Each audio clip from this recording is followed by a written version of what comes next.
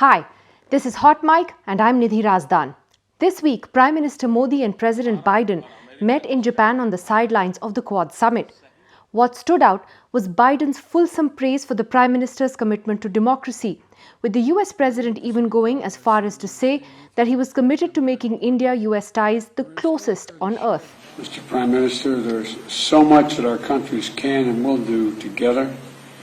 And I'm committed to making U.S.-India partnership among the closest we have on earth. Some years ago, this kind of bonhomie between the two leaders would have surprised many. That's because this happened. Ab ki baar, Trump Sarkar. When Mr. Modi said this at a diaspora event in Texas ahead of the US election in 2019, there were gasps back home, simply because no Indian leader had ever endorsed a US president in an election before. Indian foreign policy has remained politically neutral for a reason all these decades. A few days later, the foreign minister was left to backpedal and try to explain why this was not a political comment or an endorsement of Trump, when it very obviously was. The Democrats in the US were not pleased. And when it became clear that Biden was emerging as the winner in the election a year later, many wondered whether this comment would come back to haunt the BJP. Well, it has not. Yes, the Biden administration is more vocal on issues concerning democracy and human rights, but the bottom line is that they're willing to look the other way on many divisive issues India faces simply because it serves America's own interests. Only last month, the US Secretary of State Antony Blinken surprised everyone when, while sharing a stage with Foreign Minister Jaishankar, he said the US was monitoring concerning developments in India, including a rise in human rights abuses by state officials. But ahead of the Japan Quad meeting this week, the tone of the Americans was very different. The United States doesn't single India out on the issues of human rights and ensuring fundamental freedoms, said America's National Security Advisor Jake Sullivan.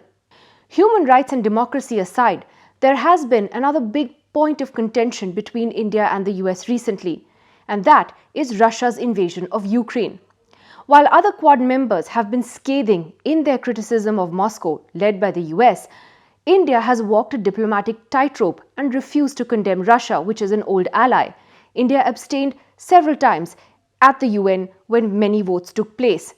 At first, this irked the US, and even President Biden made a rare public comment and a criticism of India, saying that India had been somewhat shaky on the issue. But there now appears to be a greater understanding of India's position, and publicly at least, the US pressure has dialed down. The US sees India as a valued partner for several reasons, and the China factor is key amongst those.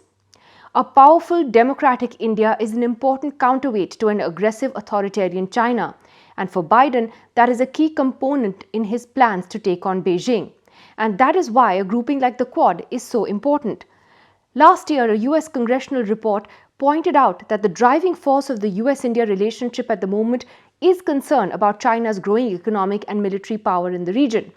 Many speculated said that the administration will pay more attention to India's domestic developments, including on human rights, but considered broad policies are unlikely to change due to the perceived overreaching need to counterbalance China, is what the report finally said. It was released by an independent congressional research service.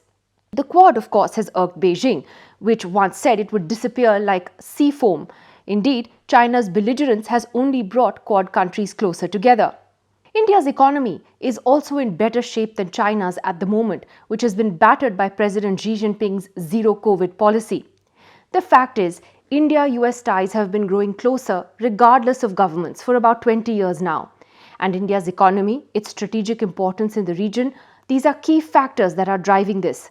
There may continue to be some divergences, such as on human rights issues or on Russia, but clearly Washington is willing to put much of that aside for larger interests.